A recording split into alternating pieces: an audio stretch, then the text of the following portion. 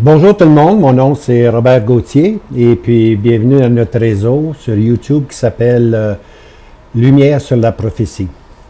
Et puis aujourd'hui, j'aimerais ça vous parler de la première règle de la prophétie. Oui, la première règle de la prophétie. Il y en a plusieurs, mais celle-là est la première, puis c'est pas moi qui l'appelle de même, c'est l'apôtre Pierre qui va nous parler de la première règle. Ça me fait rire un peu, on va vous dire pourquoi, c'est parce que des fois, on étudie la prophétie pendant des années, et puis on dit dans le proverbe, pour beaucoup de travail, il y a du profit. Hein? Ou par le fait de l'habitude, on est capable de discerner ce qui est bien, ce qui est mal. Et puis, c'est souvent en travaillant dans la parole de Dieu qu'on apprend des choses. Mais ces choses-là peuvent seulement être apprises par l'Esprit de Dieu. Hein? C'est pas comme un travail, tu es un soudeur, tu deviens un bon soudeur. Hein? Tu commences à réparer des montres, puis tu deviens bijoutier. Hein? Mais dans les affaires de Dieu, c'est pas pareil du tout, tu vois. Il faut être enseigné par l'Esprit de Dieu. Tu as beau y mettre les efforts, mais si tu n'es pas un vase qui est vide, qui est prêt à être enseigné de Dieu, ben à ce moment-là, la prophétie, elle n'aura pas son effet. Elle n'aura pas son effet. Et puis, alors, je disais, ça me fait rire un peu, parce que des fois, on lit la parole de Dieu, puis on ne s'arrête pas assez. Hein? OK, je vais vous lire, c'est dans la première règle de la prophétie, c'est dans la seconde épître de Pierre. On lit le verset 19, mais c'est surtout le verset 20. Hein? Et nous avons la parole prophétique, rendue plus ferme, à laquelle vous faites bien d'être attentif. Comme une lampe qui brille dans un lieu obscur, jusqu'à ce que le jour ait commencé à luire et que l'étoile du matin se soit levée dans vos cœurs, sachant ceci premièrement. Sachant ceci premièrement. Voici votre première règle. Sachant ceci premièrement, qu'aucune prophétie de l'Écriture ne s'interprète par elle-même. Car la prophétie n'est jamais venue par la volonté de l'homme, mais de saints hommes de Dieu ont parlé, étant poussés par l'Esprit Saint. La prophétie, première règle, premièrement, n'est d'aucune interprétation particulière. Aucune prophétie de l'Écriture ne s'interprète par elle-même. Ça veut dire, tu prends un événement, puis tu dis, ah, c'est ça la prophétie, regarde ça ce qui vient d'arriver. Non, c'est pas d'une interprétation particulière. La prophétie, c'est toujours vu dans son ensemble, et non pas individuellement. Le tout, là, la prophétie, c'est comme un tout. Ça s'embrasse, ça se confirme, ça se maintient. L'Écriture ne peut pas être anéantie. On ne peut pas contredire la parole de Dieu. Et la prophétie, c'est la même chose. On ne peut pas prendre un événement isolé puis en dire, voici, une prophétie vient de s'accomplir. Je peux vous donner des exemples si vous voulez. Saddam Hussein. Lorsque l'Irak est devenu une puissance et puis Saddam Hussein a commencé à vouloir rebâtir Babylone, les gens se sont mis à dire, voici une prophétie, voici quelqu'un qui veut rebâtir Babylone. Puis là, on a commencé à sortir des livres qu'il faut premièrement que Babylone soit reconstruit, puis que c'est Saddam Hussein qui va reconstruire Babylone. Je suppose que cet enseignement-là vient, mais on a essayé de faire dire ce qui se passait en Irak. Il fallait premièrement que Babylone soit construit. Bien, Babylone, dans l'Apocalypse 17 et l'Apocalypse 18, Babylone, elle est bâtie sur 7 collines, 7 montagnes. OK? Babylone, elle est vraiment... Quand on parle des 7 collines, des 7 montagnes, on parle historiquement, poétiquement, on parle toujours de Rome. OK? Alors, qu'on dise que Saddam Hussein va de nouveau rebâtir Babylone, bien, emmenez-moi des bulldozers, puis faites-moi 7 montagnes. Parce que on sait très bien qu'en Irak, c'est un désert. Okay? Alors, ça ne tient pas vraiment debout. Puis combien d'encre a coulé, combien de livres a coulé là-dessus? Maintenant, Saddam Hussein est décédé, et puis on n'en parle plus. Alors, on a saisi un événement, on y a fait une interprétation particulière. Okay? Et puis là, on a bâti là-dessus, sur un château de sable, on a bâti des théories qui ne tiennent pas debout. Maintenant, on va aller dans le psaume 83. OK? Il y a des guerres, là. Tous les pays musulmans aujourd'hui qui entourent Israël, qui veulent détruire Israël, anéantissons Israël, poussons Israël jusqu'à la mer, anéantissons son nom. OK?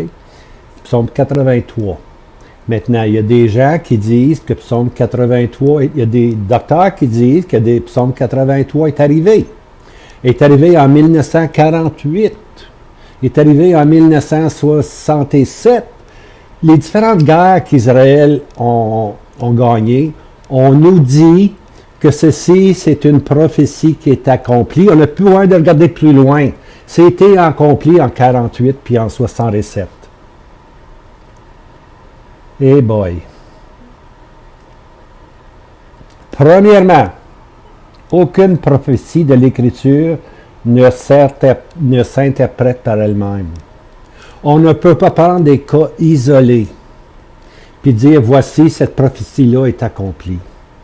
Psaume 83 n'est pas encore accompli. Ce n'est pas le retour d'Israël en 1948 et puis les différentes victoires qui nous disent que ces peuples-là sont anéantis.